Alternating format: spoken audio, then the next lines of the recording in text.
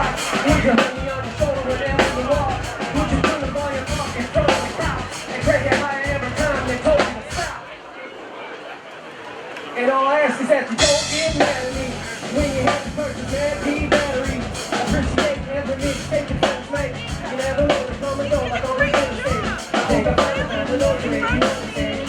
You can hear it sing along and take it by the hand. Keep it stuck inside your head like a cartoon. And that airplane was built to replace the old A-7s and the F-4 Phantoms that the Navy needed to replace. And then, when the Navy needed to replace the F-14 Tomcat, they looked no further than the proven design of the F-A-18 Hornet, made it bigger, made it more powerful, changed some of the equipment on it, and turned it into the Hornet's new Sting. It is one hellacious airplane, lots of noise, and coming over from your left, you are right if you're looking at me overhead, ladies and gentlemen, he's lighting it up. From the Sunliners, VFA-81, your United States Navy's F-A-18 Super Hornet.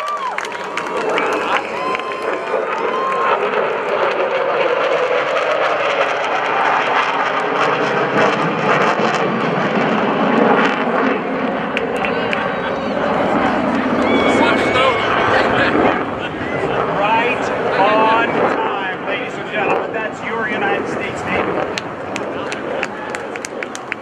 That exhaust plume goes out close to 40 or 50 feet.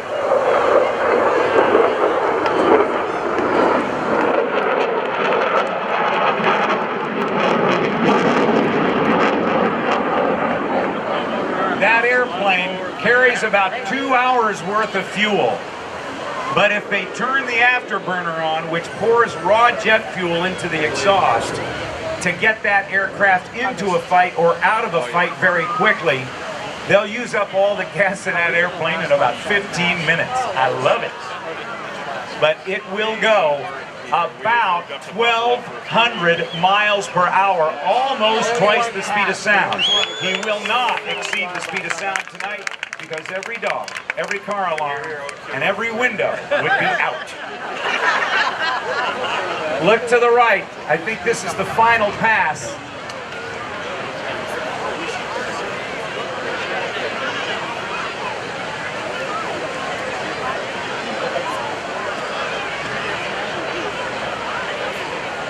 We'll see. He's coming slow. This is good. This is good. He's gonna come slow, so when he lights it up, we should see both burners lit. Look at it accelerate. Look at that, ladies and gentlemen. That is the F-A-18 Super Hornet.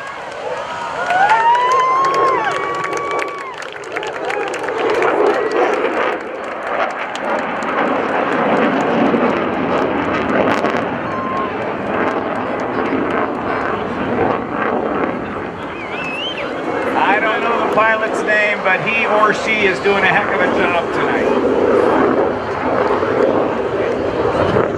Yeah, by the way, the call sign of that airplane, Inferno. That works. Well, as it gets ready to go, one of the acts that we have had do a skydive here on the beach, and oh, one more!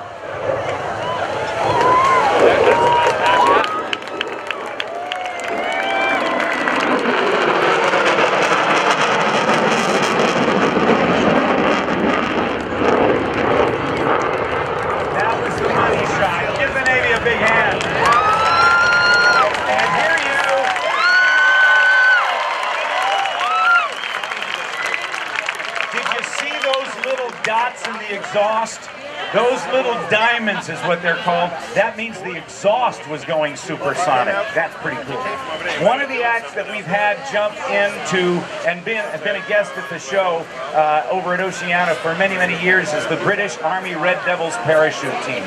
Regretfully, they were unable to jump in tonight. 2 and 3 here. And they're all serving soldiers from this and have to have done at least 3 operational tours before they can come to the team for a period of between 3 and 5 years before they return to normal operational duties back in the UK and abroad.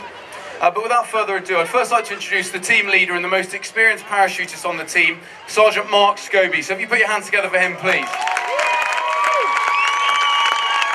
Sergeant Mark Scobie has over 5,000 free fall descents to his name, He's an AFF instructor, which means he can teach people to skydive, and he's also a tandem instructor. And the next parachutist I'd like to introduce you this evening is Lance Corporal Nathan Connolly. Now, Lance Corporal Nathan Connolly's had a really challenging time over here. He's been acting as jump master, which means he has been solely responsible for the safety of the parachutes during the descents, judging where to drop them in what has been particularly strong winds today. So a fantastic job, ladies and gentlemen, I'm sure you'll agree with me, and he's helped put on some spectacular displays for you. And then I'd like to introduce the first of the canopy formation specialists that you may have seen in due course over the last displays, and that is Corporal Wayne Shorthouse.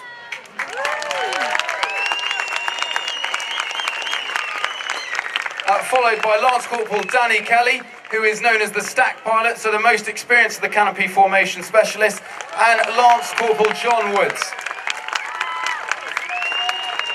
Now, ladies and gentlemen, canopy formation is a highly dangerous form of parachuting, and these guys really take big risks to put on these shows, and I'm sure you'll agree with me that they put on spectacular displays yesterday, particularly at night, where it really is challenging stuff, and they show real guts when they do that, so congratulations to them. And I'd next like to introduce to Lance Corporal Chris Sharman. Now, Lance Corporal Chris Sharman's had a really important job over his time here. He flew the American flag yesterday and today, and will be flying it again tomorrow morning. It's been a huge honour for him, and I think you'll agree he did that very well. Followed by Lance Corporal Dom Hines. Now, we put a lot of trust in Lance Corporal Dom Hines. He's our team rigger. It's taken 2 years to train him to this standard.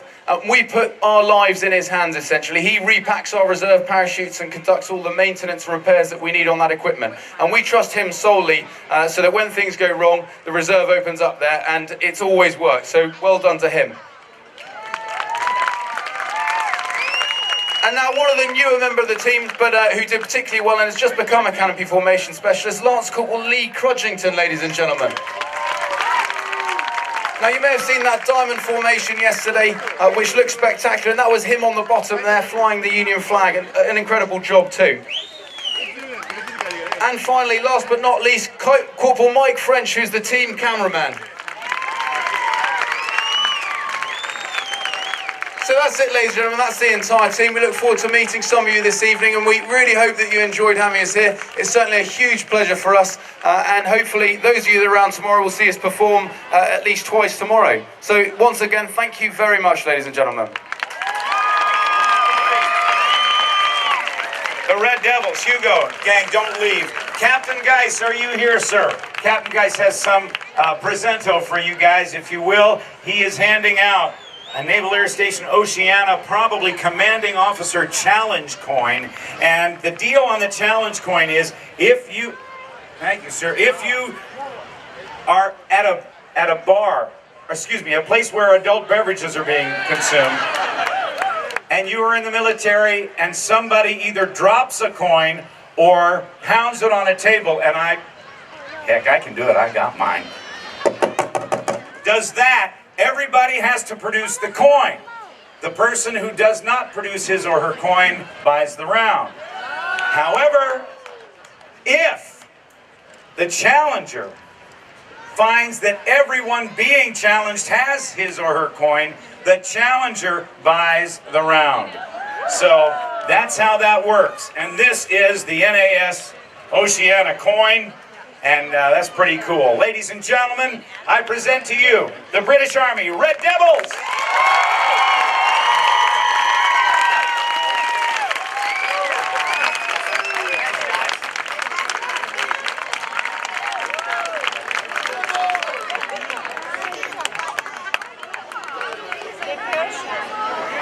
Okay. After each and every Blue Angels performance, the team doesn't go back, shower, change, go get dinner. They do some very important things. Number one, after they get out of the airplanes and do their salute to the crowd, they go straight to the crowd line and spend about 20 minutes signing autographs for the people who stay at air shows. Yeah. After that, they stand up in front of their airplanes, 8 guys, all, oh good, 8 at a time, and do what they call 8-man photographs. They will stand in front of the jet, and that's Captain McWhirter all the way through number 8, Lieutenant Commander Todd Royals. They will stand there while literally hundreds of people have the opportunity to stand next to and with the Blue Angels in front of one of the Blue Angels jets and get their picture taken. Those are called the 8-mans. That could take another 45 minutes. So from the time they finished a 45-minute flight, when they are physically wrung out from experiencing bone-crushing G-forces and intense concentration as they fly literally 18-inch wingtip to canopy clearance. In that kind of environment, they'll spend over an hour sometimes with folks who came to see them fly. After that, they will get something to eat, and then they will sit down, and I'm an honorary Blue Angel. I've been there and watched them do this. They go through each and every minute of that flight, sometimes frame by frame, looking at the videos. Every pilot so very aware of what he did right and what he did wrong during that demonstration. The Blue Angels are the best of the best. They practice perfection, and they pretty much achieve it. Don't you think so? They're going to be coming around the corner in just a moment. Their leader is Captain Greg McWhirter. He is finishing up this fall his 4th year as boss of the team. He did his 2-year stint and was called back, and this man has led the team, and one of the best teams in the history of the Blue Angels is this gang that you'll meet here in just a couple of minutes. But that debrief that they do after each and every performance or practice lasts sometimes an hour and a half. After that, they go back to their hotel, then they get changed, and then they show up. And tonight, this is a big commit for them, and they will appreciate so much the several thousand of you who are here, and even the folks who are up along the boardwalk up there who don't have the benefit of hearing everything we're saying. They're here to see the Blue Angels as well. They are the Navy's Flight Demonstration Squadron, and I'm still looking. Pensacola, Florida is their home. At the end of this season, on I believe the 4th of November, that will be a Saturday. Their final show is this team. They will have a change of command on Sunday. They will take Monday off, and Tuesday, the new members of the team will join the current members or the holdover members of the team, since they don't all rotate out each and every 2 years. There's a staggering, so there's knowledge on the team from previous years. But when that happens, the newbies and the veterans on the team begin flying within 3 days after the previous season is finished. I hear some applause. They are here. Ladies and gentlemen, I present to you your United States Navy's Flight Demonstration Squadron, the Blue Angels. Please welcome the boss, Captain Greg McWhirter.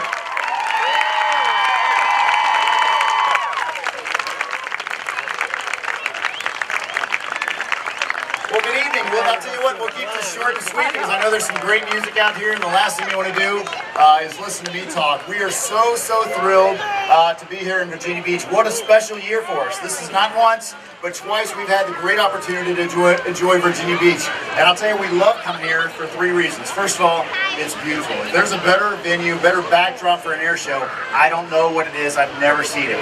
The other thing is Hampton Roads, literally the home to thousands upon thousands of military men and women, great folks that are serving our country. This is where their families live, this is where their kids go to school, and anytime we get a chance to drop into our own backyard and show those men and women how we represent them across the country, it's a great thing. And any chance you get an opportunity to thank them, please do so for their service, because it's really fantastic. You know, the other great thing about this is we get a chance to partner with our friends at NAS Oceana and welcome the community into the base and show them what their men and women do in uniform on a daily basis. You know, it's not often that the taxpayer gets a chance to go out to an aircraft carrier or ride a tank. So if we get a chance to bring them onto the base and show them firsthand what their men and women in uniform are doing, that's a great way to pay them back and thank them for the support. Remember, when we're deployed, our families are here, our kids are here, and it's the communities like this that support them while we're gone. So thank you so much. We're very excited to be here. Is Captain Geis around? Where's the skipper?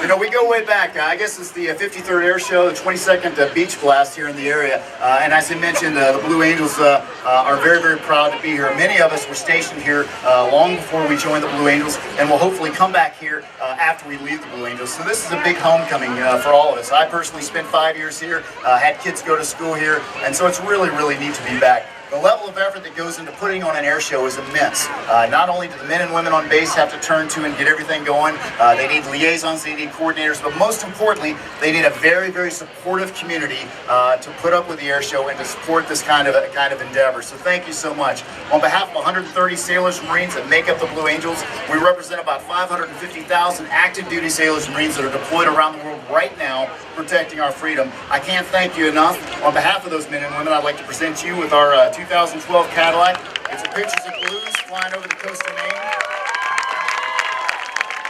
We've enjoyed great, great weather. I thank you, Skipper, for the weather, and I especially thank you for the hospitality. Thank you.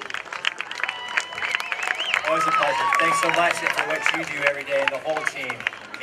You guys, as always, fantastic. Can't wait to see him fly one more time tomorrow. Come on out.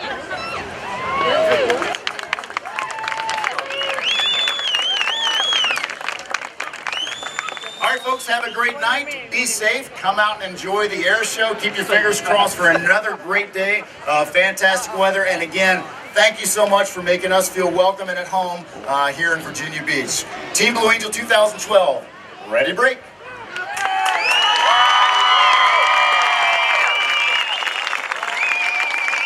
Captain Greg McWhirter and the Blue Angels for 2012.